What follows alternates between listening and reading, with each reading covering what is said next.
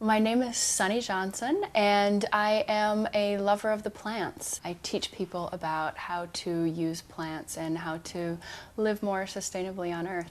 We are in Topanga Canyon, and there's a really great diversity of plants here, so I just like to walk around and show you some of the plants that you can use for food, for medicine, and for utility as well. The general rule is that it's illegal to harvest on public lands unless you either get a permit or have some kind of special permission. The best way that I've found is to just find people who are open to letting you come on their land and harvest. And this is a friend of mine's personal private land, and he's very open to having me come on and harvest some of his stuff, as long as I cook him up some good food every once in a while.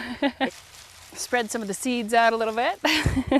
Yeah, this has just become one of my favorite plants. It's called Yucca. The young stalk, as it's emerging before it goes to flower, you can harvest that and scrape off the outside and eat it like an asparagus. You can eat the flowers themselves, you can eat the unopened flower buds, and you can also eat the fruits. Wild foods are uncultivated. No one has purposefully planted that. They are allowed of their own free will to grow wherever they choose.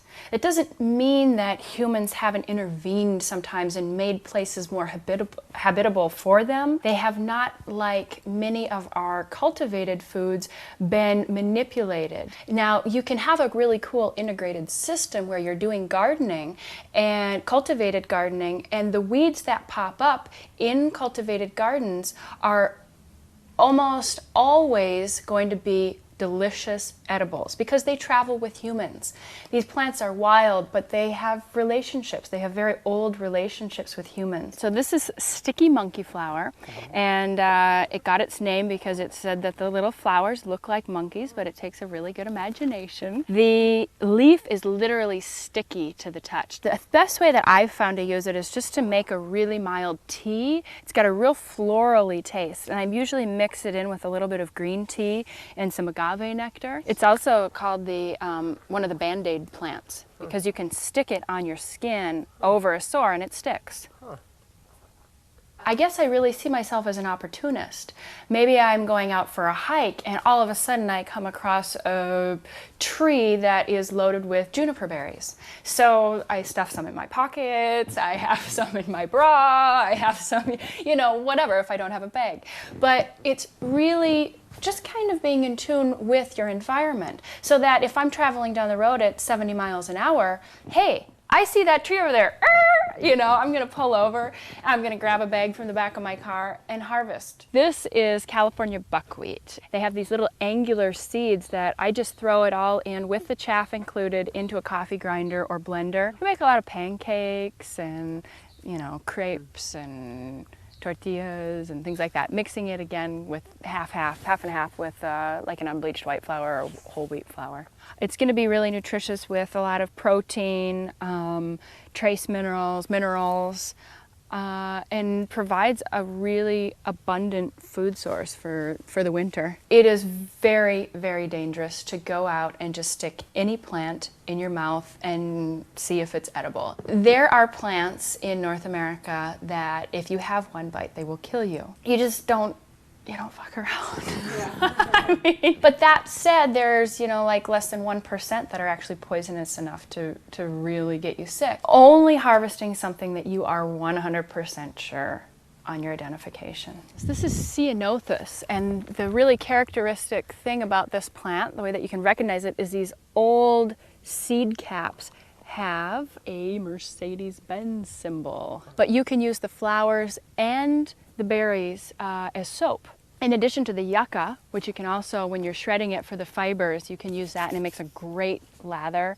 That soap is said to keep lice away, to prevent hair loss. So you've got something on the trail if you've got kids, if you yourself, maybe somebody gets a cut and you want to kind of disinfect that area or something.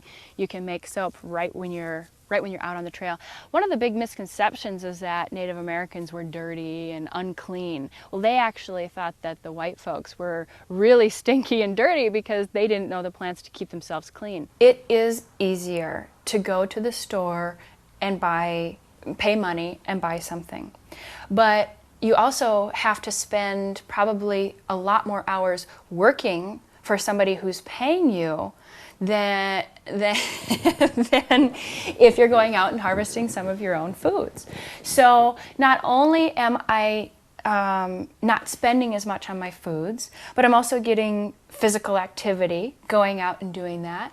And I'm also modeling something that I think is really important and positive for my son. That brings me a very deep gratification that going to the store, not that I don't go to the store, but that going to the store doesn't give me. I learned something from my cousin Isla Hatter, and it's called the Rule of 4.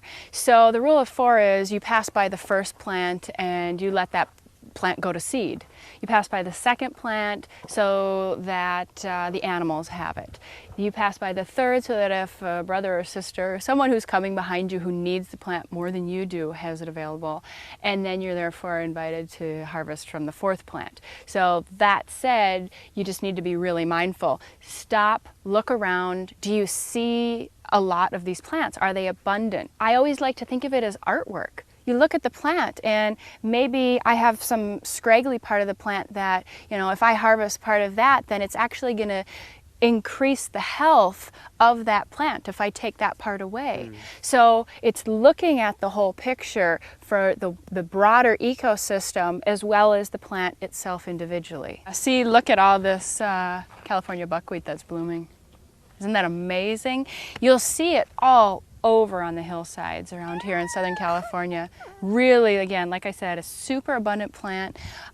They put out up to 300 pounds of seeds per acre.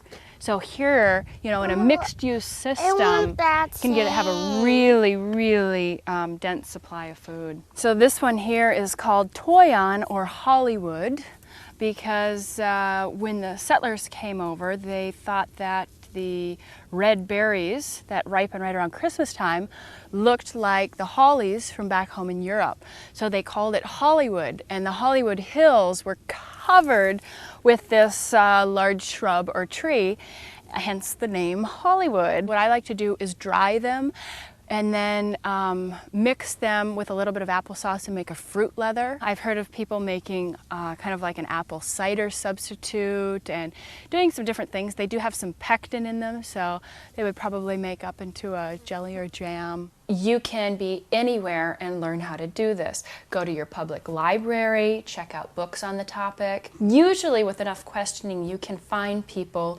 who, even if they don't have experience using the plants for food themselves, you can usually track someone down who can help you with the identification process, and as well as, you know, this one is edible and this one isn't. Find an instructor in your area and just go out there and start observing.